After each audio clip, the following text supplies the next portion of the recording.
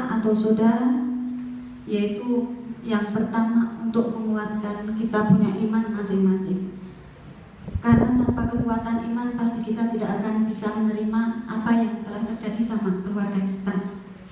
Nah, yang kedua, saya lebih mendorong untuk orang tua kita sama-sama memperjuangkan hak-hak kita punya saudara supaya lebih, mungkin bisa dibilang lebih merdeka, karena mereka punya hak bisa diterima dengan baik. Tapi untuk saat ini kan kita belum punya wadah, makanya saya ajak teman-teman untuk berkumpul itu, kita akan bahu-membahu untuk memperjuangkan hak-haknya mereka.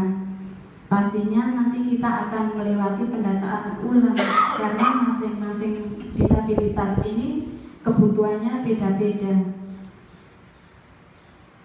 Terus misinya, kalau kita lebih sering ada pertemuan seperti ini, kita akan merasa kalau kita punya keluarga itu menganggap kita ada. Jadi tidak pernah kita mau mengeluh atau mungkin berkecil hati, jangan sama sekali. Apa yang Tuhan berikan sama kita itu selalu punya rencana, dan tidak mungkin itu dibilang aib atau kutukan, jangan sekali-kali bilang seperti itu. Terus yang kedua, kita mengusahakan terwujudnya kesejahteraan untuk disabilitas. Mungkin untuk yang tidak bisa jalan sama sekali, kita bisa usahakan mereka kursi roda. Mungkin yang pendengarannya terganggu, kita bisa arahkan mereka ke alat pendengar. Mungkin yang matanya terganggu, kita bisa arahkan ke pendidikan atau apa semua yang menyangkut mereka masing-masing punya kebutuhan. Dan yang ketiga, kita memasyarakatkan dan mengupayakan terlaksananya peraturan pemerintah yang berkaitan dengan disabilitas. Jadi forum ini nantinya akan dilindungi oleh payung hukum. Jadi teman-teman jangan takut, misalkan nanti terus aspirasinya kita ini mau dikasih kemana, teman-teman tidak usah takut. Kita pasti akan pakai payung hukum dan pemerintah pasti akan memfasilitasi kita. Jadi teman-teman jangan berkecil hati, karena memang itu sudah dituangkan dalam rencana aksi nasional tahun 2004 sampai tahun 2009. Jadi kita ini sebenarnya sudah ketinggalan sekali. Saya juga jujur, saya baru terinspirasi lebih menyala, saya punya kemauan itu setelah saya bertemu dengan teman-teman Patiro. Sebenarnya saya bukan bilang saya ini tidak peduli, tidak. Selama ini saya sudah mencari jalan, tapi karena mungkin memang belum terbuka untuk kita, jadi saya pun istilahnya terpendam kemauan ini. Tapi setelah ketemu dengan teman-teman dari Patiro dan mereka memfasilitasi kita, saya sangat bangga, karena masih banyak teman-teman yang anak-anaknya mungkin keluarganya belum tersentuh sama tangan pemerintah.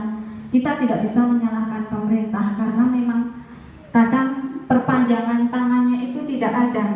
Jadi sekarang setelah kita bahu-membahu terus kita mau berkumpul seperti ini, pasti akan kita tahu apa sih yang kalian keluhkan.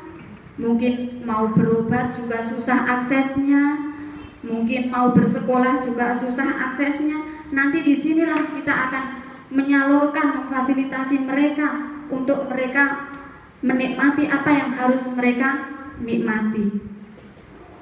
Jadi selama ini kita cuma urus anak kita itu di rumah saja, padahal mereka masih ada yang bisa sekolah tapi tidak sekolah. Karena apa? Mungkin sekolahan umum tidak mau terima, padahal mereka berhak untuk mendapatkan pendidikan. Kesehatan pun seperti itu. Saya malu karena saya punya anak seperti ini, mau pergi ke posyandu saja saya tidak mau, karena nanti orang-orang bicara jangan seperti itu. Jadi dalam wadah ini saya nanti kedepannya kepingin kita itu paling lama 3 bulan sekali berkumpul. Tapi mungkin kalau bisa saya akan usahakan 1 bulan 1 kali kita berkumpul. Apa tujuannya? Saya mau undang dokter untuk periksa kita punya saudara. Jadi seperti itu. Mungkin karena kalau mereka nanti bertemu dengan teman-temannya, mereka pun akan lebih senang. Ternyata saya itu tidak sendiri seperti ini. Jadi mereka akan lebih semangat. Bapak-bapak, ibu-ibu mungkin tahu, saya punya anak itu ngomong saja tidak bisa, duduk saja tidak bisa, tapi semangatnya tinggi. Jadi kita tidak usah macam berkecil hati, aduh anakku lumpuh nggak bisa jalan. Tidak usah malu, tidak usah dibilang itu aib, tidak. Itu adalah surga kita. Jadi jangan sekali-kali kita menganggap mereka itu macam karena tidak berguna jadi tidak usah. Itu cuma jadi beban. Jangan sama sekali. Tidak boleh seperti itu.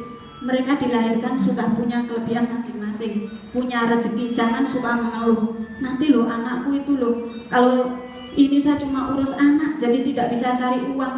Jangan seperti itu. Saya punya anak tiap hari pakai pampers, harus minum obat, harus ini, harus itu. Saya loh kerjanya cuma buruh-buruh, tapi buktinya bisa hidup sampai saat ini dan saya tidak pernah mengeluh.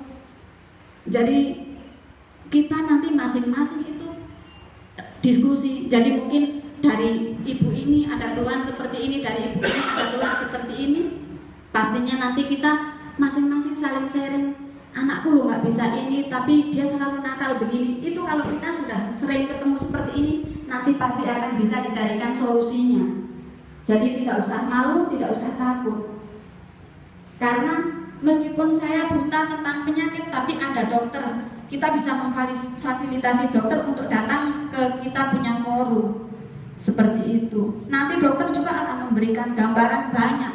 Jadi saya tidak pintar, tapi saya tidak pernah malu bertanya untuk maksudnya kebutuhan saya punya anak. Jadi kita pokoknya semangat.